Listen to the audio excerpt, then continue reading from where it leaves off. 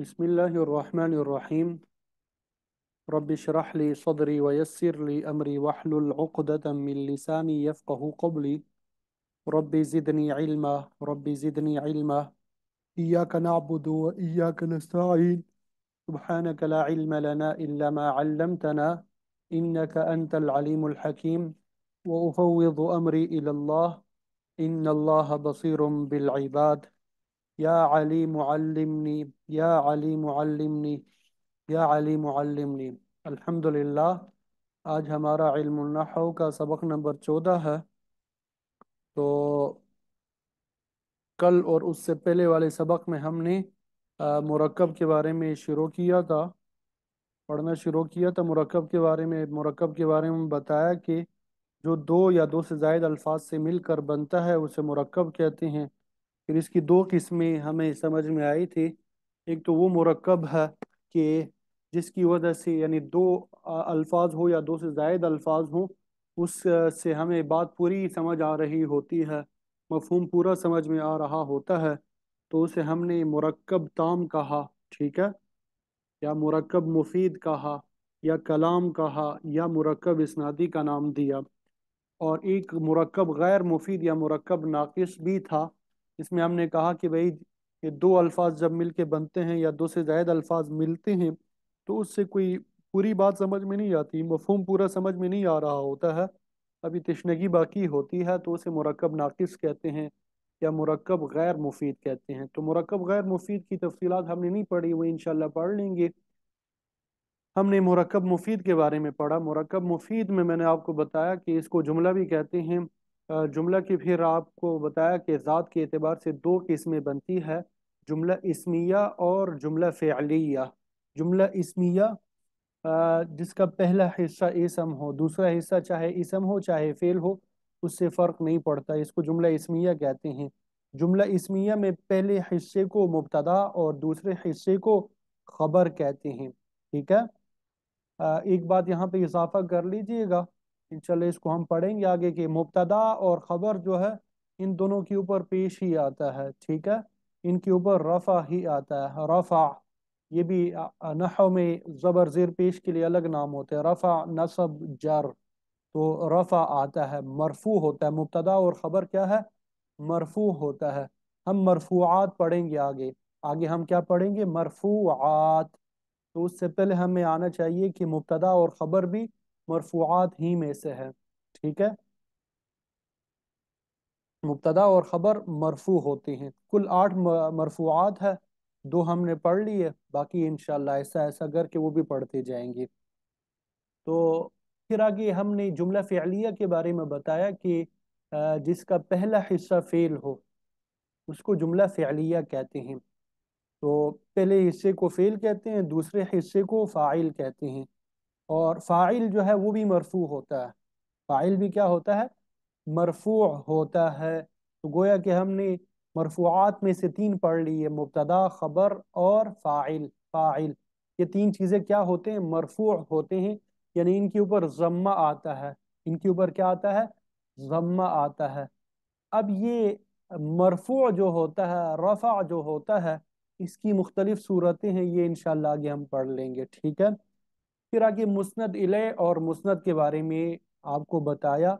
मुस्नद इले जिसकी तरफ निस्बत की जाए, मुस्नद जिसकी निस्बत की जाए, या दूसरी ताबीर मुस्नद इले जिसके बारे में बताया जाए। ठीक है, जिसके बारे में बात की जाए, जिसके बारे में खबर दी जाए। और मुस्नद जो बात कही जाए, जो खबर दी जाए, उसे मुस्नद कहेंगे। तो मैंने ये भी बताया था कि इसम जो है मुस्नद भी बनता है, मुस्नद इलैहि भी बनता है। फ़ील जो है सिर्फ मुस्नद बनता है, और खबर ना मुस्नद बनता है ना मुस्नद इलैहि बनता है। ठीक है। तो इसकी फिर जुमला इस्मिया और जुमला फ़िअलिया की मुख्तलिफ मिसालें दी आपको। मुब्तदा, खबर, फ़ेल, फ़ाइल, इसी तरह मुस्नद, मुस्नद इलैहि। ये आपको वाज़ेह तौर पे सबक नंबर 13 में समझा दिया। उम्मीद करता हूँ कि आपको समझ आ गया होगा। पूरा सबक क्या हो गया होगा? समझ में आ गया होगा। ये बात तालिबात कह रही कि आवाज़ साफ नहीं आ रही, ज़रा इनसे पूछें आवाज़ जा रही है उनको कि नहीं।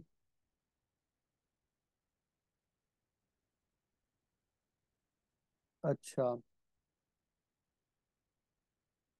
تو آج جو ہے ہم جملہ کی ایک اور اعتبار سے قسمیں ہم پڑھیں گے، ٹھیک ہے؟ جملہ کی قسمیں جو ہے مفہوم کے اعتبار سے بھی دو قسمیں ہیں، جملہ خبریہ اور جملہ انشائیہ۔ جملہ خبریہ اور جملہ انشائیہ، ٹھیک ہے؟ جملہ خبریہ جس کے کہنے والے کو سچا یا جھوٹا کہا جا سکے، جس کے کہنے والے کو سچا یا جھوٹا کہا جا سکے، ٹھیک ہے؟ اب اس کو سچا بھی مان سکتے ہیں، جھوٹا بھی کہہ سکتے ہیں، دونوں احتمال ہوتے ہیں۔ جس طرح یہاں پہ مثال آپ کو دی ہے، ساجد قائم، ساجد کڑا ہے، ساجد کڑا ہے، قرأ بکر، بکر نے پڑھا۔ اب میں نے خبر دی ساجد کڑا ہے، ہو سکتا ہے ساجد کڑا نہ بھی ہو، یہ احتمال ہے کہ نہیں ہے؟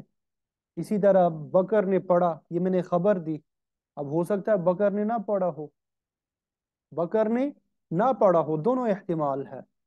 تو جملہ خبریہ کی تعریف کیا ہو گئی کہ جس کے کہنے والے کو سچا یا جھوٹا کہا جا سکے اسے جملہ خبریہ کہتے ہیں۔ اور ابھی تک جو ہم نے دو قسمیں پڑھی، جملہ اسمیہ اور جملہ فعلیہ، وہ حقیقت میں جملہ خبریہ ہی کی دو قسمیں ہیں۔ جملہ خبریہ کی پھر آگے دو قسمیں بنائی جاتی ہیں، جس طرح کہ آپ نے علم النحو میں پڑھا ہوگا کہ جملہ خبریہ کی دو قسمیں ہیں، جملہ اسمیہ اور جملہ فعلیہ۔ ساجد قائم جملہ اسمیہ کی مثال، ساجد مبتدا ہے، اسم ہے، قائم یہ خبر ہے، ٹھیک ہے؟ قرأ بکر جملہ فعلیہ کی مثال، ٹھیک؟ ساجد جو ہے مسند الیہ ہے، کیونکہ قیام کی نسبت ساجد کی طرف ہے، اور قائم جو ہے مسند ہے۔ قرأ، قرأ مسند ہے، اور بکر جو ہے مسند الیہ ہے، کیونکہ قراءت کی نسبت بکر کی طرف ہو رہی ہے۔ تو یہ بات بھی میں نے آپ کو بتائی تھی کہ اسم جو ہے مسند بھی ہوتا ہے، مسند الیہ بھی ہوتا ہے، اور فعل جو ہے صرف مسند ہوتا ہے، مسند الیہ نہیں ہوتا، ٹھیک ہے؟ یہ جملہ خبریہ کی تعریف آپ کو سمجھا دی۔ جملہ انشائیہ، جملہ انشائیہ وہ جملہ ہے جس کے کہنے والے کو سچا یا جھوٹا نہ کہا جا سکے، جس کے کہنے والے کو سچا یا جھوٹا نہ کہا جا سکے، ٹھیک ہے؟ جس کے کہنے والے کو سچا یا جھوٹا نہ کہا جا سکے اسے جملہ انشائیہ کہا جاتا ہے۔ اب مثلا اکتب، آپ کسی کو کہتے ہیں بھائی لکھو، اب آپ یہ تو نہیں کہہ سکتے کہ بھائی آپ جھوٹ بول رہے ہو یا آپ سچ بول رہے ہو، یہاں پہ تو حکم دیا جا رہا ہے، لکھنے کے تقاضا کیا جا رہا ہے کہ بھائی لکھو۔ پھر آگے اسی طرح دوسری مثال جو ہے استفہام کی، ازید کاتب، ازید کاتب، کیا زید جو ہے لکھنے والا ہے؟ کیا زید لکھنے والا ہے؟ ازید کاتب، کیا زید لکھنے والا ہے؟ اب یہاں پہ آپ پوچھ رہے ہیں کہ بھائی زید جو ہے وہ لکھنے والا ہے کہ نہیں، لکھ رہا ہے کہ نہیں لکھ رہا، ٹھیک ہے؟ اب یہ نہیں کہہ سکتے کہ بھائی آپ جھوٹ بول رہے ہو۔ تو جملہ انشائیہ جس کے کہنے والے کو سچا یا جھوٹا کہا جا سکے، جس کے کہنے والے کو سچا یا جھوٹا کہا جا سکے اسے کیا کہتے ہیں؟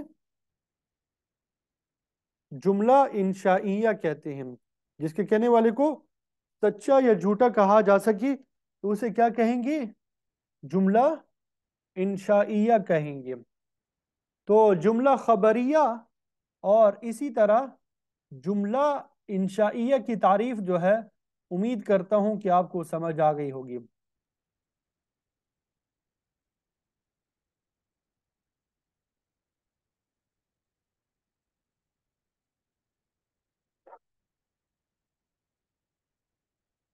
ٹھیک ہے؟ اب جملہ انشائیہ جو ہے اس کی 11 قسمیں ہیں، آپ نے ان قسموں کو یاد کر رکھنا ہے۔ جملہ انشائیہ کی 11 قسمیں ہیں، ان کو آپ نے یاد رکھنا ہے۔ یہاں پہ صرف ہم نام پڑھیں گے، تھوڑا سا تعارف بھی ہو جائے گا، ٹھیک ہے؟ تو مزید تفصیلات انشاءاللہ اپنے وقت پہ آ جائیں گی ان کے بارے میں۔ بس آپ نے یاد رکھنا کہ انشاء کی 11 قسمیں ہیں، جملہ انشائیہ کی 11 قسمیں ہیں، اس کے کہنے والے کو سچا یا جھوٹا نہ کہا جا سکے۔ مطلب یہ کہ اس میں ایک کام کے کرنے کا یا نہ کرنے کا حکم دیا جا رہا ہوتا ہے. انشاء کا معنی ہوتا ہے پیدا کرنا. انشاء کا اصل میں معنی کیا ہوتا ہے؟ پیدا کرنا. ٹھیک ہے. تو یہ جملہ بھی ایک کام کے پیدا کرنے کو بتاتا ہے. سچ یا جھوٹ کا اس میں کوئی عمل دخل نہیں ہوتا. جیسے اضرب، اس کا معنی ہوتا ہے بھائی مار تو. ٹھیک ہے. یہ نظر آ رہا ہے سب کو؟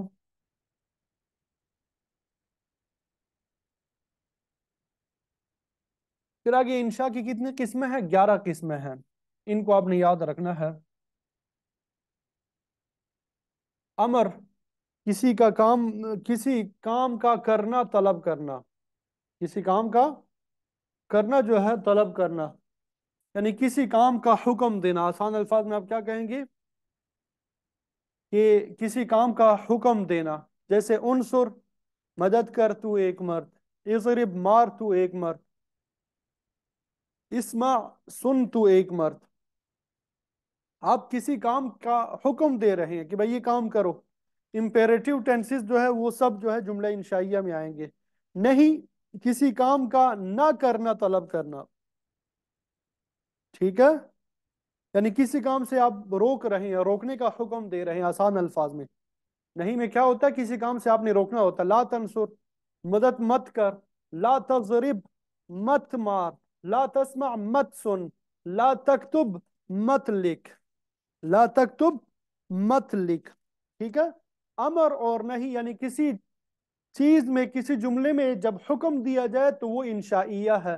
اسی طرح اگر کسی کام سے روکا جائے تو وہ بھی کیا ہے؟ انشائیہ ہے. ٹھیک ہے. حکم کو امر کہیں گے، روکنے کو نہیں کہیں گے. استفہام، استفہام کا مطلب ہوتا ہے کسی چیز کے بارے میں سوال کرنا. کسی چیز کے بارے میں کیا کرنا؟ سوال کرنا. یہ استفہام کہلاتا ہے. کسی چیز کے بارے میں آپ سوال کرتے ہیں تو وہ کیا کہلاتا ہے؟ استفہام کہلاتا ہے. جیسے ازید قائم، کیا زید کھڑا ہے؟ ازید قائم، کیا زید کھڑا ہے؟ تو اب یہ آپ پوچھ رہے ہیں کہ بھائی زید جو ہے وہ کھڑا ہے کہ نہیں. تو اس کو استفہام کہتے ہیں. اس کو کیا کہتے ہیں؟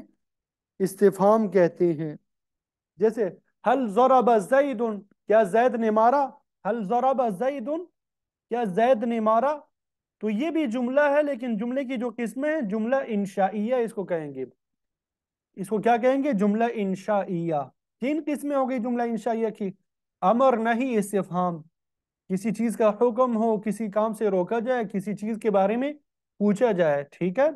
تمنی، تمنی، تمنی کا معنی ہوتا ہے خواہش کرنا، آرزو کرنا. کسی بات کی خواہش کرنا. کسی بات کی کیا کرنا؟ خواہش کرنا. جیسے جملہ ہے لیت الشباب یعود.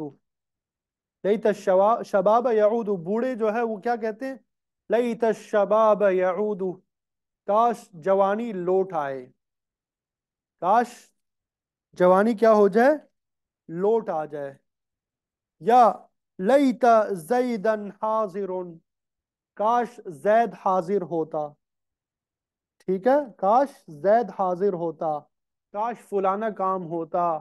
کاش ہمیں عربی زبان صحیح طریقے سے آتی. کاش ہماری آواز اچھی ہوتی. کاش ہماری لکھائی اچھی ہوتی. تو یہ کسی بات کی خواہش کرنا، یہ کیا کہلاتا ہے؟ تمنی. لیت الشباب یعود، کاش جوانی لوٹ آئے. یا لیت زیدا حاضر، کاش زید جو ہے وہ حاضر ہوتا. اسی طرح ایک ہوتا ہے ترجی. ترجی، جس طرح قرآن مجید کی مثال یہاں پہ یا لیتنی کنت ترابا، کہ کاش میں مٹی ہوتا. کفار جو ہے جب جہنم کا عذاب دیکھیں گے اس وقت یہ خواہش ظاہر کریں گے کہ کاش میں انسان بنا ہی نہ ہوتا، میں مٹی ہوتا. بہرحال تمنی کا معنی ہوتا ہے خواہش، کسی بات کی خواہش کرنا. ترجی، کسی بات کی امید رکھنا. ترجی کا معنی کیا ہوتا ہے؟ کسی بات کی امید رکھنا.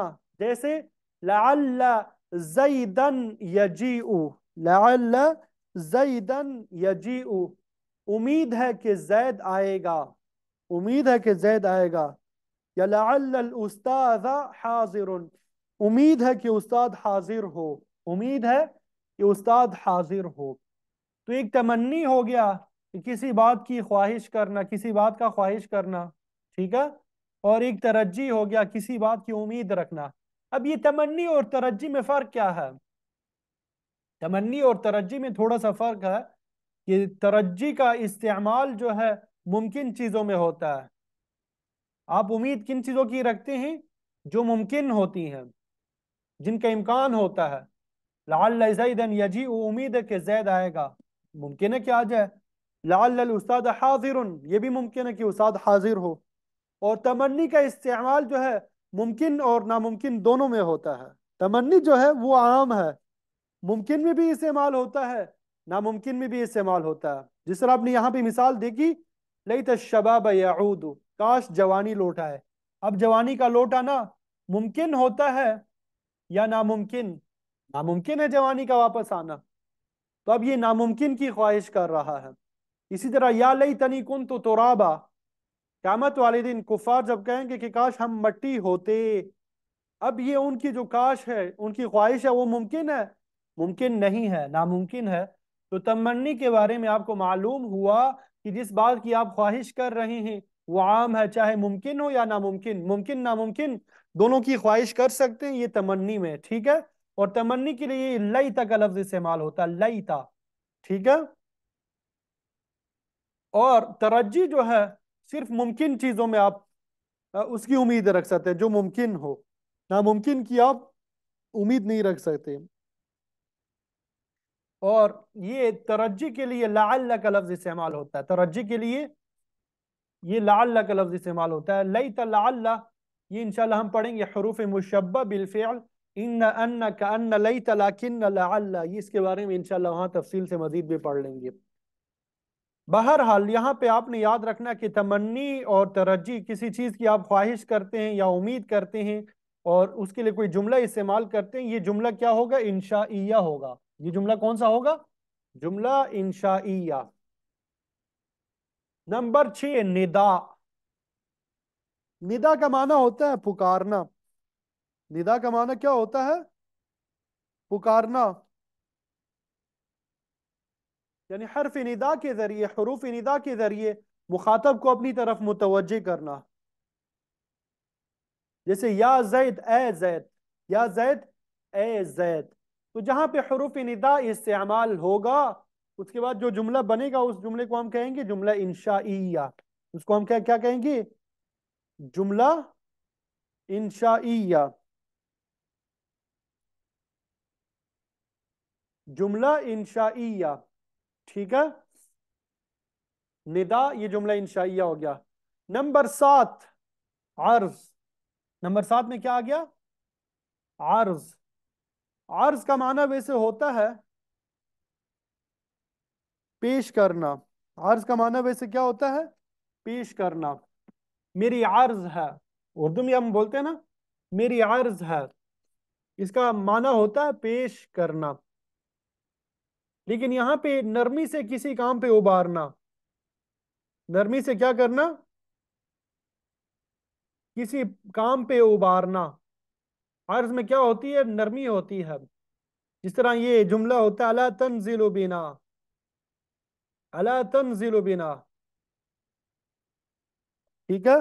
الا تنزل بنا کا معنی کیا ہے؟ آپ کو ہمارے پاس آنا چاہیے، آپ کو ہمارے پاس آنا چاہیے۔ ویسے لفظی ترجمہ اگر ہم کریں گے تو ہمارے پاس کیوں نہیں آتا، لیکن اصل موصول ہوتا ہے الا تنزل بنا، آپ کو ہمارے پاس آنا چاہیے، آپ کو ہمارے پاس کیا کرنا چاہیے؟ آنا چاہیے۔ اسی طرح تحزیز، تحزیز، تحزیز کا معنی ہوتا ہے برانگیختہ کرنا، ابارنا، لیکن اس میں ہوتا ہے سختی سے کسی کام پہ ابارنا۔ عرض میں تو نرمی سے تھا، اور تحزیز میں کیا ہوتا ہے؟ سختی سے کسی کام پہ ابارنا۔ جیسے الا تکرم ابویک، تم اپنے والدین کا اکرام کیوں نہیں کرتے؟ اب سختی میں، اس میں سختی ہے کہ تم اپنے والدین کا اکرام کیوں نہیں کرتے؟ تو بہرحال عرض اور تحزیز جو ہے یہ دونوں جملہ انشائیہ کی قسمیں ہیں۔ قسم، کسی بات پہ قسم کھانا، جیسے واللہ، اللہ کی قسم، تو جہاں پہ بھی قسم آئے گا تو اس کو ہم کیا کہیں گے؟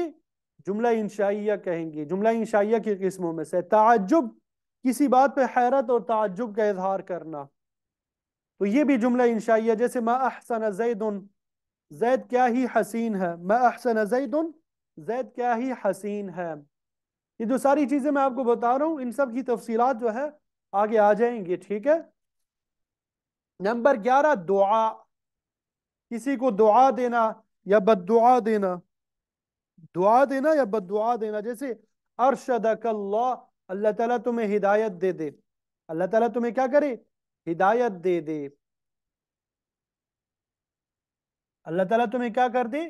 ہدایت دے دے۔ تو جہاں پہ بھی دعائیہ جملہ ہوگا تو اس کو ہم کیا کہیں گے؟ جملہ انشائیہ کہیں گے، اسے ہم کیا کہیں گے؟ جملہ انشائیہ کہیں گے۔ اچھا یہاں پہ ایک رہ گیا نمبر 12 میں، عقود بھی ہے، عقود۔ یہ عقود جو ہے عقد کی جمع ہے، عقود جو ہے عقد کی جمع ہے۔ عقود کس کی جمع ہے؟ عقد کی جمع ہے۔ اس کا لغوی معنی ہوتا ہے گرہ باندھنا، لغوی معنی ہوتا ہے گرہ باندھنا، ٹھیک ہے۔ اور اس سے مراد ہوتا ہے اسلام میں وہ جملہ ہے، وہ جملہ ہے جس کے ذریعے متکلم مخاطب سے کوئی معاملہ طے کرے، کوئی معاملہ طے کرے، جیسے بعت واشتریت، میں نے بیچا اور میں نے خریدا۔ عقود عقد کی جمع ہے، مطلب کوئی بھی معاملہ کرنا، خرید و فروخت کا کوئی معاملہ کر رہے ہیں، اجارے کا معاملہ کر رہے ہیں، کوئی بھی معاملہ آپ کر رہے ہیں، اس کے لیے جو جملے استعمال ہوتے ہیں، الفاظ استعمال ہوتے ہیں، وہ بھی جملہ انشائیہ ہی کے قسموں میں سے ہے، وہ بھی کیا ہے؟ جملہ انشائیہ ہی کے قسموں میں سے ہے۔ تو خلاصہ ہمارے سبق کا یہ ہوا کہ جملہ انشائیہ وہ جملہ ہے جس کے کہنے والے کو سچا یا جھوٹا نہیں کہا جا سکتا، جس کے کہنے والے کو سچا یا جھوٹا نہیں کہا جا سکتا، ٹھیک ہے، جس کے کہنے والے کو سچا یا جھوٹا نہیں کہا جا سکتا۔ اس میں آپ دیکھ رہے ہیں یہاں پہ یہ جتنی 12 قسمیں ہم نے پڑھی، 11 قسمیں نہیں، یہاں پہ 12 قسمیں آپ لکھ لیجئے گا، ٹھیک ہے۔ وہ شیروں میں نے 11 لکھی ہے، لیکن اب قسمیں کتنی ہو گئی؟ 12 قسمیں۔ آپ نے دیکھ لیا کہ ان سب میں کوئی نہ کوئی کام نیا پیدا ہو رہا ہوتا ہے۔ انشاء کا معنی میں نے آپ کو بتایا کہ پیدا کرنا، ٹھیک ہے۔ امر میں آپ دیکھیں کہ بھائی یہ کام کرو، آپ حکم دے رہے ہیں، نہیں میں آپ روک رہے ہیں کہ یہ کام مت کرو۔ تو بہرحال جملہ انشائیہ جس کے کہنے والے کو سچا یا جھوٹا نہ کہا جا سکے، جملہ خبریہ جس کے کہنے والے کو سچا یا جھوٹا کہا جا سکے۔ تو یہ ہم نے جملے کی قسمیں آپ کو پڑھا دی ہے، امید کرتا ہوں کہ سمجھ آ گئی ہوں گی۔ ان کو آپ نے پڑھنا ہے، کئی مرتبہ بار بار پڑھ لینا ہے اور ذہن میں بٹھانے کی بھی کوشش کیجیے گا۔ بعض چیزوں کی مختصر وضاحت آ گئی اور مزید وضاحت انشاءاللہ وقت آنے پر ہوگی، ٹھیک ہے۔ یہ عرض کسے کہتے ہیں، تعجب کسے کہتے ہیں، تحزیز کسے کہتے ہیں، اور ان میں کیا فرق ہے، یہ مزید تفصیلات جو ہوں گی وہ بعد میں انشاءاللہ آ جائیں گی۔ ابھی آپ نے صرف ان کو یاد رکھنا ہے، ان کے نام یاد رکھنے، تھوڑا مفہوم جو ہے وہ آپ نے یاد رکھنا ہے۔ تو انشاءاللہ باقی پھر کل پڑھیں گے۔